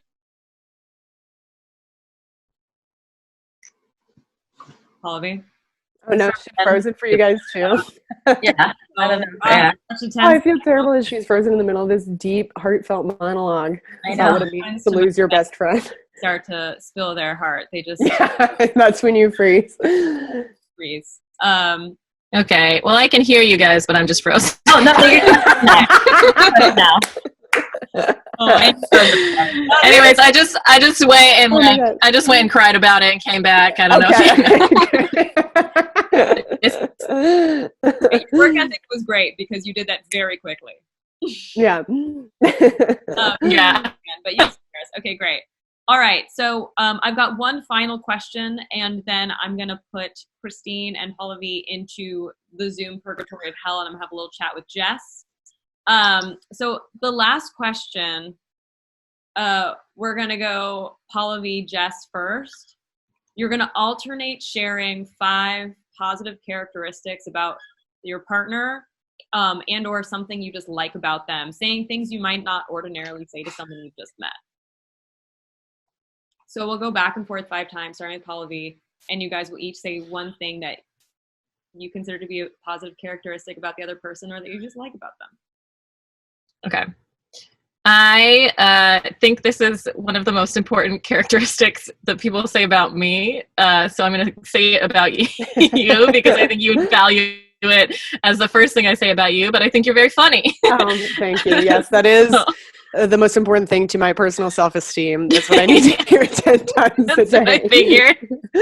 And honestly, as soon as Leah said that question, I was like, oh, I know that's going to be the first thing, not just for this, because I don't know if this is like a spoiler for the podcast, but because I have seen you perform in real life at, I think both of those shows I run, actually. I was like, oh, I know Pallavi is very funny.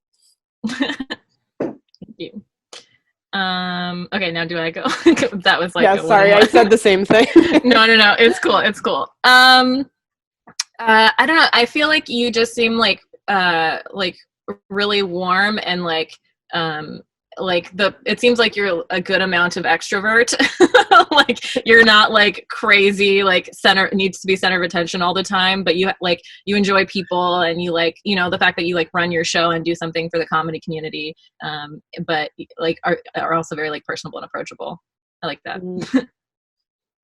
I like that you were the first one who's given that question about your most terrible memory, which is a very a real deep well of a question. Not an easy thing to answer, and I like that you were just even if you were like vague about it, you were still honest and willing to answer it instead of maybe like a cop out or a joke answer. Yeah. I know I'm gonna just keep coming back to this, but just the animal thing, like it means so much to me. I'm sorry, it makes no sense. I'm like pretty rational in other ways, but like when sometimes I'll see animals on the street and I'll just burst into tears because I love them so much. Like, that's and I like don't cry about other stuff as much. So I just like really appreciate it when other people not just like humor me, but like understand how like deeply important that connection is. So yeah. I like that you chose Regina George's bedroom as your Zoom background today, because I think it's a deeper cut that most people wouldn't choose for their Zoom backgrounds. I've seen a lot of Office backgrounds, and I've seen a lot of Simpsons backgrounds. I appreciate this choice because it shows good taste. Thank you. I like your style. I've seen you perform at shows and stuff, and like I feel like the clothes that you wear are like comfortable and but also like really fun to look at. So it's like a good combination of like you're not like trying too hard, but you just have good taste as well. Thank you. I like your hair. I think you have a really cool haircut, and it's something I think that all the time, and I wish I had. I'm trying to think of a synonym for bravery that doesn't have to do with testicles. I wish I had, because there's like balls, cojones, chest. No, I wish tits, I wish I had the mammary glands to chop all my hair off and know that I would look as cool as you. Thank you. I feel based on this podcast. And from seeing you perform improv, that you seem to be like pretty in tune with people, and you're like read a stuff, which value. The best compliment you've ever received. Pallavi, are you there? I appreciate that so much. That. Oh God! Hello, can you hear me? You froze like a second. If we start listing like, negative qualities about me, it's going to be all about my Wi-Fi right now. Yeah. First thing. Okay, Jess, do you have a last one? I like knowing, once again, this is a little bit of a spoiler based on what I know about you outside of the confines of this podcast. I hope you can hear me right now. But I like knowing that you're like very cool and open with your queerness, and that you are also like just a progressive person in general, which I know you would expect from like all lesbians, but it's not always the case. And so it's nice to know that you are like a caring, progressive, like political person. Oh. No! She heard me. Get out of the kitchen. All right. Well, I mean, we're now good. Oh, I'm sorry. It keeps jumping out. there you go. That's okay. Oh, it's okay. Okay. My Zoom is conservative. It didn't like hearing Yeah. Okay, we're gonna switch over to Christine and Jess now. You're gonna go back and forth 5 times saying things that you really like about the other person already. Okay. Christine, you can start. Yeah. Okay. I think I think that I'm just learning what I have learned from you in this short amount of time. I think that I like that you seem very loyal.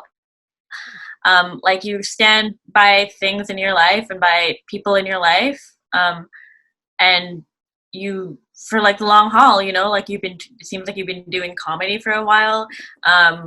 You wait till the 16th year to put down all of your animals? No, I'm just kidding. No, you seem like you have a lot of loyalty to you, and you kind of like, and that's always like an amazing quality to have in anyone, because then you know that you can trust them a little bit more, because you know that you're not going to be like stabbed in the back at the front by them. Are we doing 1 for 1, or do you want me to just do 5? Yeah, we can go to Jess right now. Yeah, great. This is going to sound very silly, but as soon as you mentioned that you were from Canada, I was like, oh, I'm on board. Because I just have been fortunate in my life to be close friends with a few Canadians, and it sounds so silly because culturally we are incredibly similar, but I have just yet to meet someone from Canada that I don't like, or I don't think is a very considerate and nice person. And I'm also jealous. I know you live here now, but I always wonder, I'm like, would I have been a better person if I had been born and raised in Canada? Probably not. Okay, Christine, over to you. I like that you seem very family oriented. I mean, in a way, like you're accepting of them, and like you know who they are, but you still love them. I know that sounds weird, but just kind of like you kind of like mentioning how your family transitioned from like conservative assholes to like hillbillies. I don't know. I think that there's something in being able to like see the faults of people, but also seeing the good changes in them, because it's easy to kind of like hold on to memories or thoughts of people, how they were in the past, and not being able to see if they're making positive changes in their lives. And I think that that's something that's very cool to be able to notice in your own family, and something that's very valuable. I like that you moved here to do what you want to do, because I've always thought that like if I lived any farther from LA than I did when I was a kid, I don't know if I would have been brave enough to like come down here and try it, because it's like it's just a drive for me. But the fact that you moved from a whole other country and had to go through the work of like getting your green card and doing all of that while pursuing like comedy and entertainment, which is also fucking hard, is very impressive. Mm-hmm.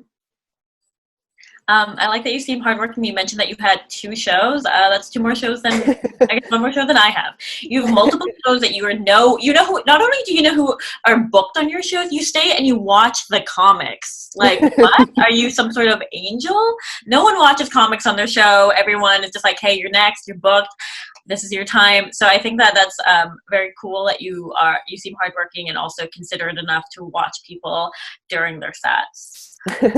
I think that's really sweet. And I love my shows, and I think I run good shows, but I think it cannot be overstated that I have to watch everyone, because I do have to stay and lock up at the end of the night.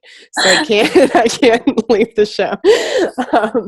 I know I mentioned it earlier, but I think it's really dope that you were in a band, not just band, but like a pop punk band, because I like that genre. And I think even though we all do comedy, and I think that's a very important thing to bond over, because once again, I don't like people who aren't funny.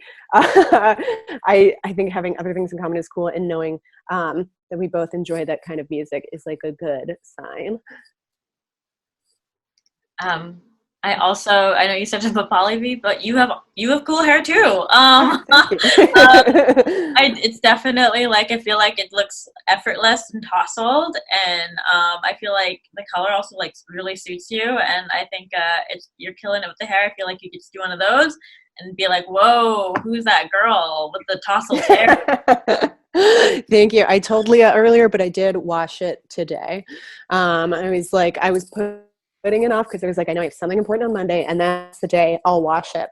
I like that you came into the podcast high already.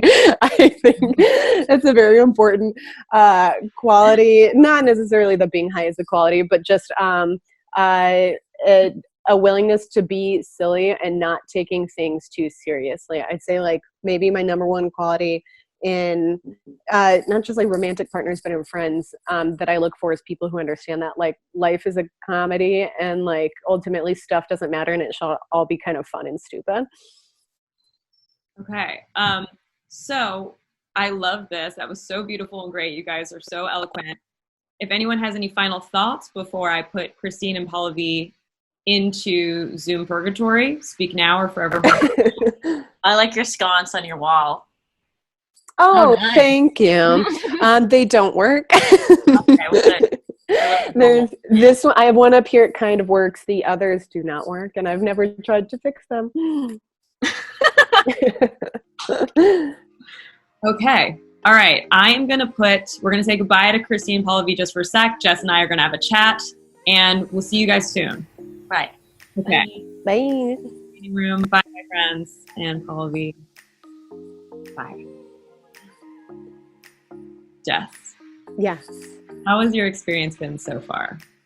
That was very, very fun and less nerve-wracking than I thought it would be, because even when you first pitched this, I was a little nervous. Not because, obviously I love attention, and the idea of two people vying for the chance at a second date with me is very appealing. But I was also just a little bit nervous because I've never been on a date with two people at once. And also haven't been on a date with a moderator.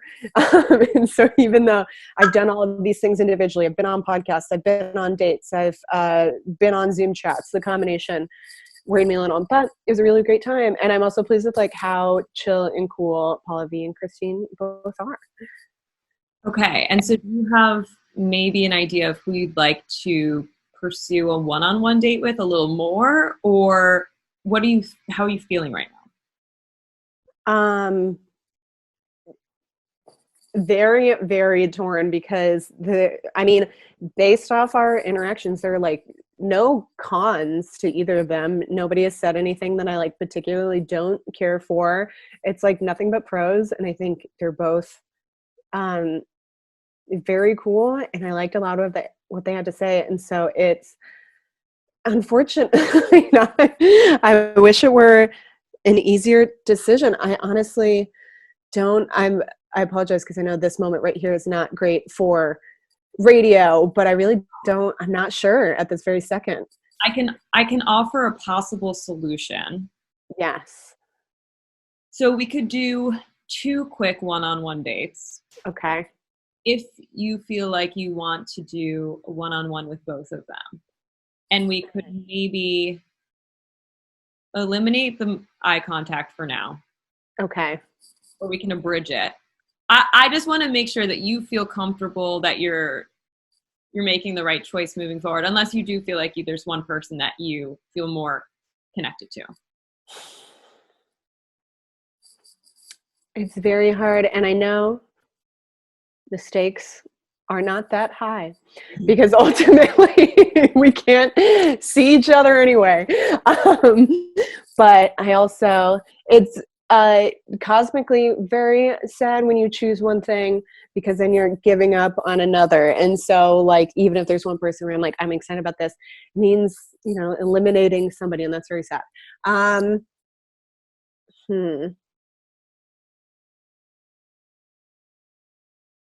Can we do 2? Is that okay? I know that isn't what we had planned, but is that all right?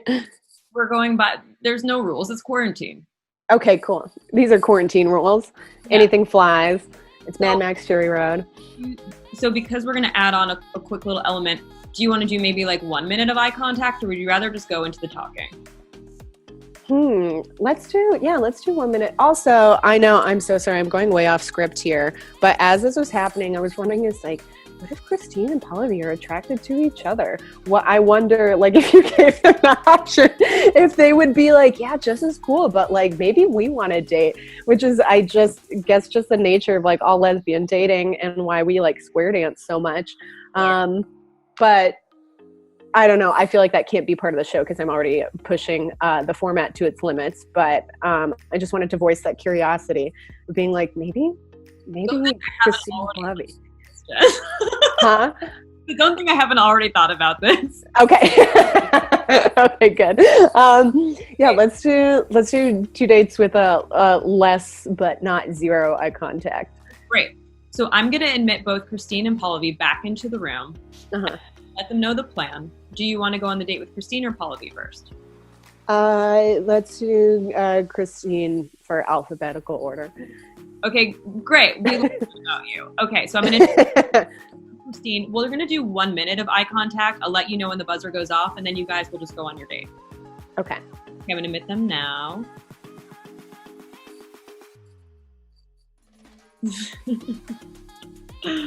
Huh? Hello. Hello. Where is Christine? Ah, there she is. Okay, ladies, let's got the squad back together.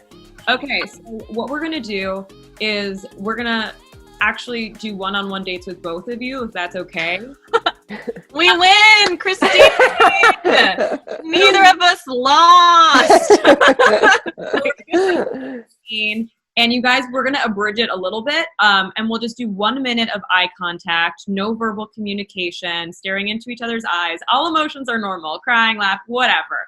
And then when 1 minute is up, I'll let you know, and then you guys will just have an unchaperoned date. I won't be here. You'll just see this other bitch behind me.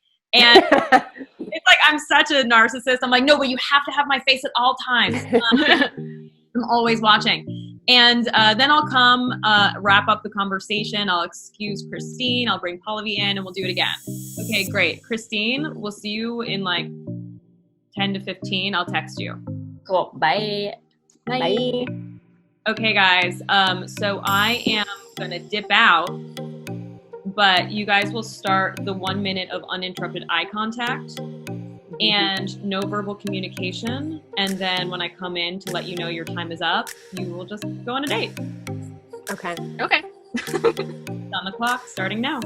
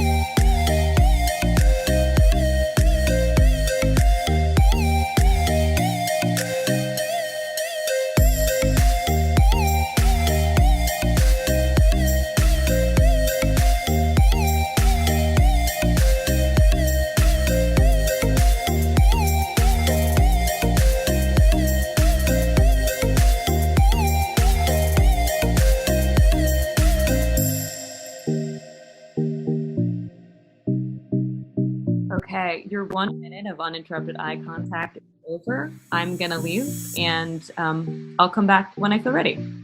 Have fun. It's very Unchaperoned. Yeah. Finally, we can break out the wine coolers. What were you about to say? When 1 minute of uninterrupted eye contact is like looking down. Yeah. That's where our screens are. Yeah, it's kind of like creeping through someone's window almost. Yeah. Like, did you so this is a fun thing to learn about me off the top. I've taken clown workshops, and there was one where we had to like come out from behind a panel and just stare at everyone for like 5 minutes, and it was nonverbal, and you were just looking at everybody in the class, and you could just see. That was a minute, so it felt pretty fast, but like you could just see everyone just like the vulnerability, because you can't keep the mask up for long.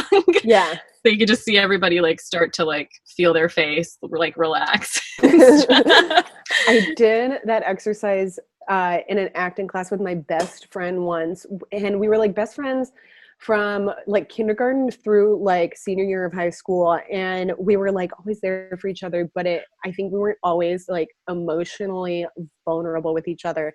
And I remember doing that exercise so distinctly, because it was like, how often do I actually look into my best friend's eyes and just like absorb him as a human? I know. Yeah, I feel like we don't like look up and around as much. We're always like, gotta get through, gotta like move through the day, be busy and stuff, and then you just like anytime you get to like sit and look at something that you hadn't looked at before, you're like, huh. Yeah. It's like people who like live in a city where they like don't do the touristy things ever. Oh yeah. Oh, I live in Franklin Village, And so especially lately, I've been going on walks just around my neighborhood, and there are always people here trying to take pictures of the Hollywood sign. Yeah. And it's something that is very annoying, especially I know for people who live on that street in Beechwood Canyon, because people walk into the middle of the street to get a good photo. And every once in a while I have to remind myself, like, well, yeah, people come from all over the fucking world to see that sign. Like, that's dope as hell. Sometimes when I'm walking on like Hollywood and I see like a star that my parents would like to see, I like take a picture and send it to them in the group chat because they're like, oh my goodness, this star. My mom's like, Regis Fiddlebin. Are your parents like semi-aware of show business? Like, do they know what you do? Oh yeah, I had to, so being a biomedical engineer, like that was my life. You know, I loved comedy and I used to film sketches in college and stuff. But like that was my life, and my parents knew about that and everything. And then they knew that I started stand up. And then they kind of saw that it was like increasing. And then I was telling Leah, I had to like come out to them about being a comedian and like wanting to do it for my life. And it was really hard for me because like I love science and I grew up wanting to be a scientist. So I was like coming to terms with like giving that up while also being like, yo, mom, dad, like I can't help it. Like this is just my new passion, and wish it was something more stable, but it's not. So, but they understand it. And my dad's a civil engineer, so he had me like come do an improv session at like their big conference because he became president, and then I've like introduced him a couple times, and Your literally dad is president of the United States. My dad is Donald Trump. He won't acknowledge me.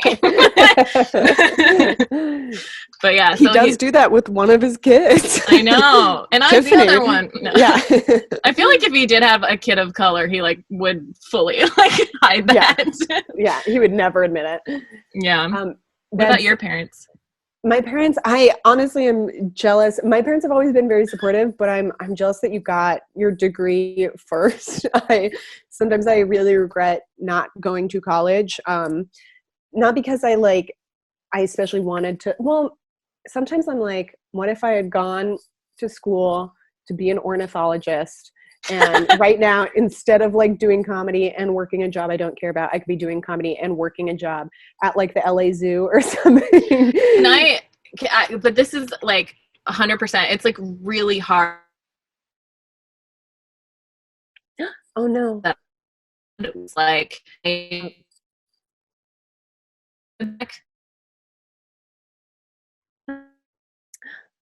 Pallavi, I'm sorry, you froze. Gasping. Okay. Wait, I'm sorry, you froze. Say the last sentence again. I can hear you gasping. Oh, okay. I like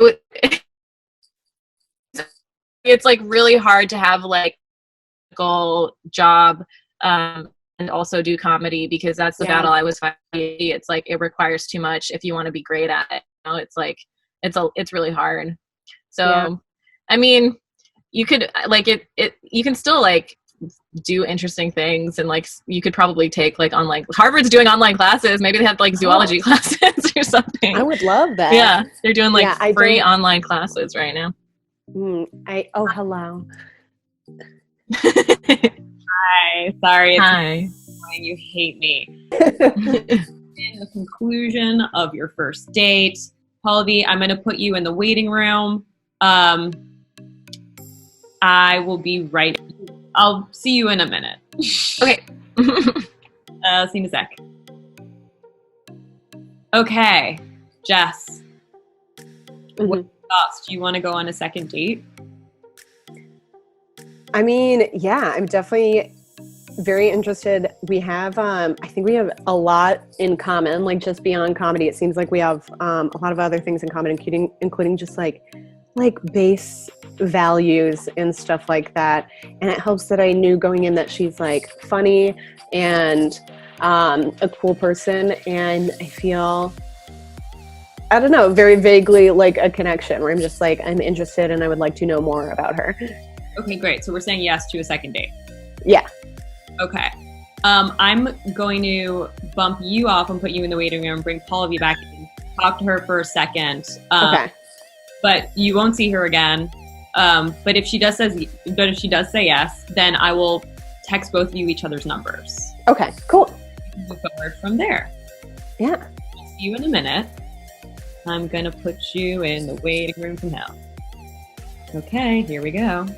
Hi. Okay, what did you think about your date? I feel like it was so short of a time. It was like hard to, especially I froze in between. so it's hard a little bit. But I don't know. It was fun. I like definitely would like to get to know her better. I feel like she is like a reasonable person and fun, and you know, like we share some interests. But yeah, she seems like a good person, which is hard to find. Okay, so you're in for a second date. Sure. Okay. Jess also said yes. Aw. After the podcast is done, I'm gonna have you guys. I'll send each other's numbers. Okay. And this has been wonderful having you on the show today. I have to tell us where we can find you on the internet. Oh, did you have final thoughts? I just want to say you're a better matchmaker than my parents, who I've never let set me up on dates. So incredible this arranged marriage you're setting. On my resume. Yeah.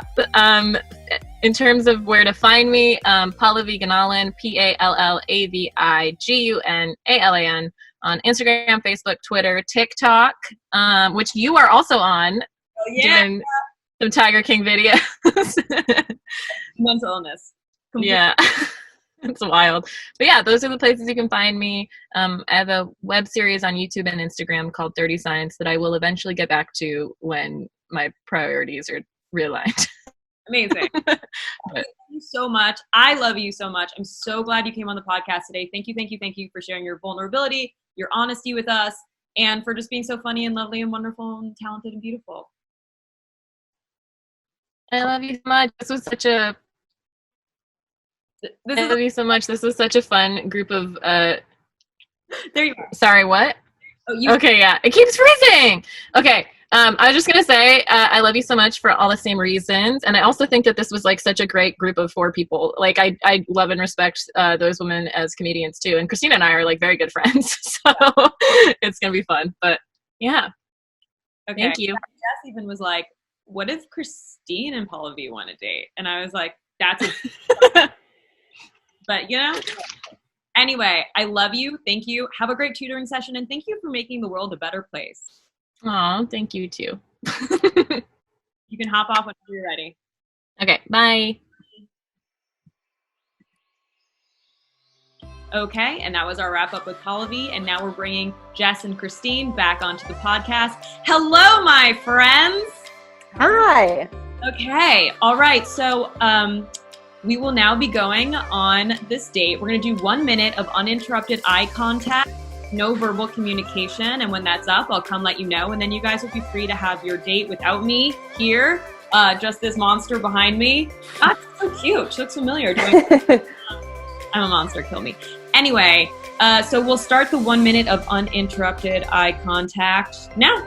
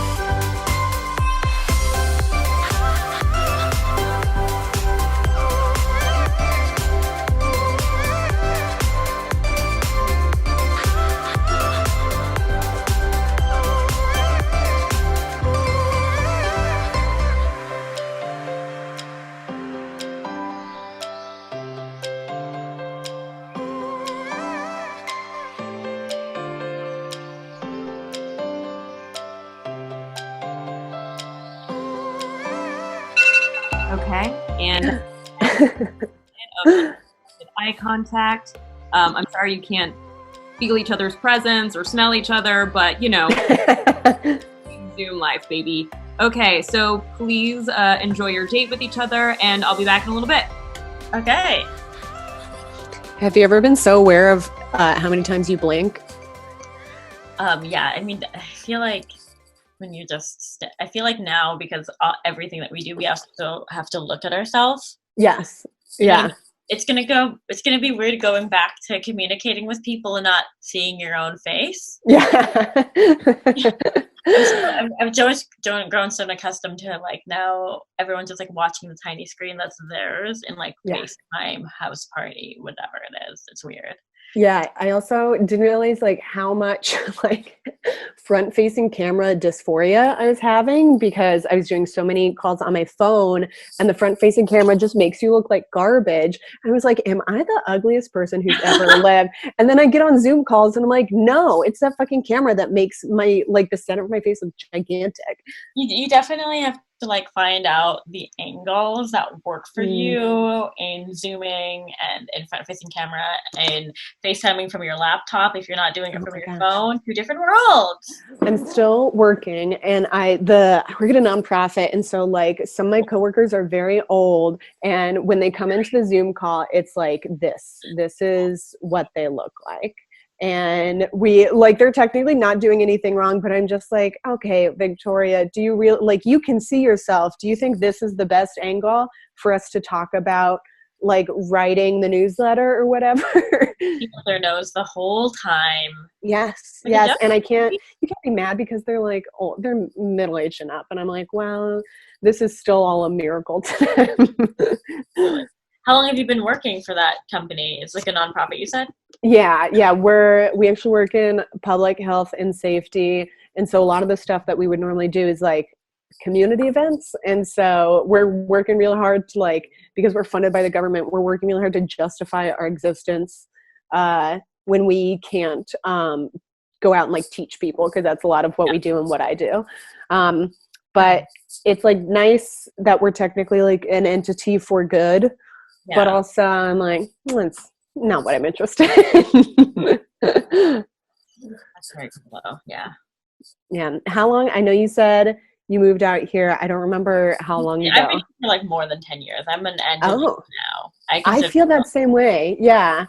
Where LA feels more like home than probably like the Bay Area ever did. Yeah, absolutely. I've spent more of like my adult life here than like I've basically spent my entire adult life here, and I love LA, and so I'm happy to be here. Yeah. Mm-hmm, mm-hmm. When did you feel like you found, like how soon after moving here do you feel like you found like your group of friends, and is it like the same group of friends? I feel like I've cycled to LA and friends, and I feel like it's not because like they're bad people or anything. It's also because a lot of people move back home. Yeah. But I do think I have had like a core group. Also, I have friends who are from Canada who are also like in entertainment. So it's always cool to kind of like have people who you have this foundation of like pursuing the same thing, where you're from the same place for a very long amount of time. But I guess in LA in particularly, I think maybe like 3 years in, I had like a core group of friends that I would say that I felt comfortable with, and that I was like, okay, cool, we're like chilling, Mm-hmm. not like awkward and weird, and I feel like I fit in somewhere and I have a place. But I still feel like once I found comedy, it was definitely that it kind of, I felt even more so like I had found kind of like Mecca, if you will, for myself, where it just kind of, oh, this is where I'm meant to be. This is where I should be. Mm. Do you mind if I ask what neighborhood you live in? I live currently in Echo Park. I'm quarantining at my mom's house in Simi Valley. Oh. I actually live in Echo Park. What part do you live in? I live in Franklin Village, and me and one of my good friends were talking about how like the like comedy community, especially like young like alternative comics, feels like college too, because so many of us all live in the same area. Like it's all walking distance too. Like Silver Lake, Echo Park, Los Feliz, East Hollywood, like Little Armenia. Like I can't tell you how often I am walking around and I see people that we all know, and it's just like walking around like a big ass campus, and it's just not now obviously, but like it's just like, oh, like I'll see you at the next show like 2 days from now, or like we're all gonna like hang out at this person's birthday party this weekend, and it's like very nice to have a community.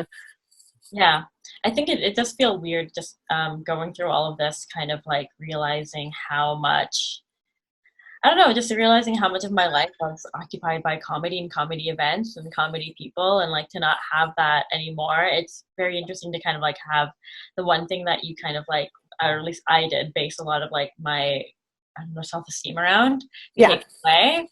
It's really weird. Yeah. So, yeah. How is quarantining with your mom? I'm good. My mom get along. So we've just been going on like a lot of hikes and stuff out here. I have a keyboard. I'm trying to learn piano. Oh. Yeah, I'm doing a lot. I'm taking like a few Zoom classes. I'm trying to not feel the need to be productive, but feeling the need to maybe try to be more creative in a way that doesn't feel like I'm basing it on my self-esteem and ego. I'm basing it more on like what's gonna make me like happy right now. Yeah. And I feel like comedy, Zoom shows, and stuff have not made me feel good. Hello. Hey. Okay, so this concludes your date. Sorry to interrupt.